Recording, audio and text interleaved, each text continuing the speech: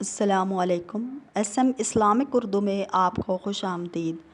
جوانی میں پرہیزگاری کی زندگی گزارنا پیغمبروں کا طریقہ ہے اور واقعی بہت بڑا کمال ہے۔ رسول صلی اللہ علیہ وآلہ وسلم کو بہت سے کمالات میں سے ایک کمال اللہ تعالیٰ نے یہ بھی عطا فرمایا تھا کہ جوانی ہی میں آپ صلی اللہ علیہ وآلہ وسلم نے اپنی صلاحیتوں اور خوبیوں کا لوگوں سے اعتراف کروا لیا۔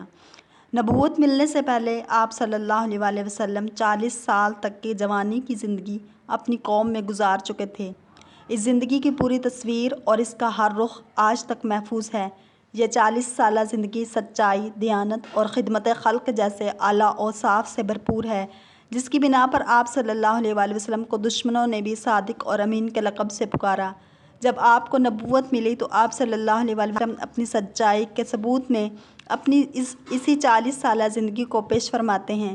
آپ صلی اللہ علیہ وآلہ وسلم کی جان کے دشمن، آپ کے دین اور دعوت کے دشمنوں کو بھی اس بات کی ہمت نہ ہو سکی کہ آپ صلی اللہ علیہ وآلہ وسلم کی سابقہ زندگی پر انگلی اٹھا سکیں۔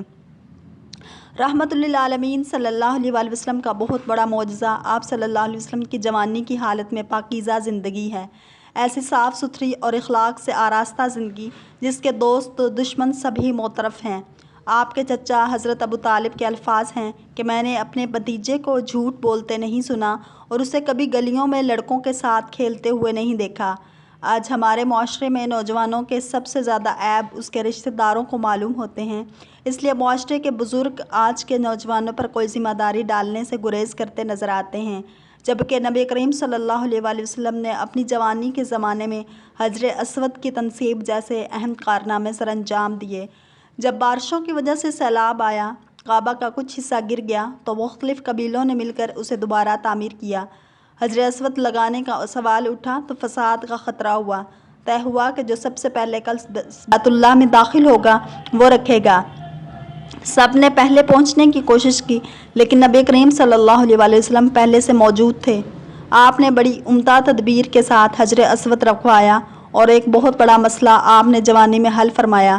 جوانی میں آپ صلی اللہ علیہ وآلہ وسلم محبت اور رحمت کی مثال تھے۔ کسی کی تکلیف کو دیکھ کر مدد کے لیے تیار ہو جاتے۔ ایک بڑھیا کو دیکھا، بوجھ اٹھائے جا رہی تھی، کمر بوجھ تلے جھکی جا رہی تھی، پتھر دل لوگ ہنس رہے تھے۔ آپ صلی اللہ علیہ وآلہ وسلم نے آگے بڑھ کر بوجھ اپنے کندھے پر رکھا اور لوگوں سے کہا، ایک کمزور بڑھیا کا مذاق اڑانا جوانوں کا شیوا نہیں، مردانگی یہ ہے کہ اس کا بوجھ اٹھا دو۔ جوانی میں بھی آپ صلی اللہ علیہ وآلہ وسلم اپنے وقت کا کافی حصہ بوڑھوں، بیماروں اور معذوروں کی دیکھ بھال پر صرف فرماتے تھے۔ ان کے چھوٹے بڑے کام کرتے۔ ایک روز ایک قریشی سردار نے کہا کہ کتنی شرم کی بات ہے، تم اپنے خاندان کو بٹا لگاتے ہو، تم اونچے گھرانے کے چشم و چراغ ہو اور اس طرح غریبوں کے کام کرتے ہو۔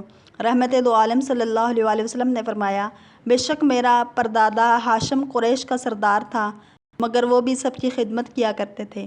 آپ صلی اللہ علیہ وآلہ وسلم کو یتیموں سے بھی بڑی محبت تھی۔ ایک بچے کو کمزور لباس میں دیکھا، اس سے وجہ پوچھی، وہ رو پڑا اور بھوک کی شکایت کی۔ آپ صلی اللہ علیہ وآلہ وسلم کی آنکھوں میں بھی آنسو آ گئے۔ آپ لڑکی کو گھر لے گئے، کھانا کھلایا اور کپڑے پہنائے۔ جوانی میں معاشرتی ذمہ داریاں پیش آئیں تو تجارت کو ذریعہ معاش بنایا۔ تجارت کی کئی کامیابیوں کا علم مکے کی سردار خاتون بی بی خدیجہ کو ہوا تو کارندوں کے ذریعے شام کے سفر تجارت پر بھیجا۔ اپنے معتبر غلام میسرہ کو بھی ساتھ کر دیا۔ آپ صلی اللہ علیہ وآلہ وسلم نے ایسی دیانت اور محنت سے کام کیا کہ حضرت خدیجہ کو توقع سے زیادہ منافع ہوا۔ میسرہ کے ذریعے نیکی اور دیانت کا معیار سنا تو آپ صلی اللہ علیہ وآلہ وسلم سے شادی کا پیغام بھیجا۔ اس وقت آپ صلی اللہ علیہ وآلہ وسلم کی عمر مبارک 25 سال اور حضرت خدیجہ الکبریٰ کی عمر 40 سال تھی۔ حضرت خدیجہ کی صورت میں ایک نیک خدمت گزار بیوی ملی۔ ان کے ہمراہ بڑی پرسکون اور خوشگوار جوانی میں خانگی زندگی گزاری۔ ان سے 2 بیٹے اور 4 بیٹیاں ہوئیں۔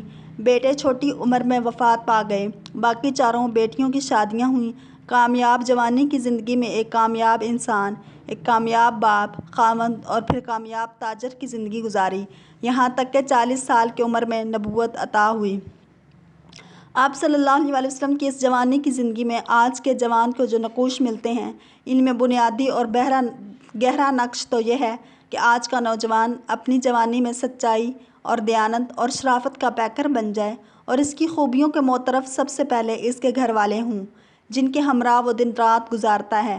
پھر اس کے رشتہ دار اس کی خوبیوں کے معترف ہوں اور آج کے نوجوان معاشی ذمہ داریاں آ جائیں تو یہ کامیابی سے ان ذمہ داریوں کو نبھائے اور یہی خوبیاں اس قدر کمال کی ہوں کہ وہی اس کی شادی کا سبب بن جائیں، اور اس کے بعد خاوند اور باپ بننے کے بعد اپنی پوری زندگی میں ہر مرحلے میں رسول اللہ صلی اللہ علیہ وآلہ وسلم کی حیات طیبہ سے رہنمائی حاصل کرتا رہے۔ اگر آج کا نوجوان نبی اکرم صلی اللہ علیہ وآلہ وسلم کی حیات طیبہ سے رہنمائی حاصل کرتا ہے تو نہ صرف دنیا میں بلکہ آخرت میں بھی وہ کامیاب ہوگا۔ اللہ تعالیٰ آپ ہم سب کو حضور پاک صلی اللہ علیہ وآلہ وسلم کے نقش پاک پر چلنے کی توفیق عطا فرمائے۔ اگر آپ کو ہماری یہ ویڈیو پسند آئے تو لائک، شیئر اور سبسکرائب ضرور کریں تاکہ ایسی ویڈیوز آپ تک پہنچتی رہیں۔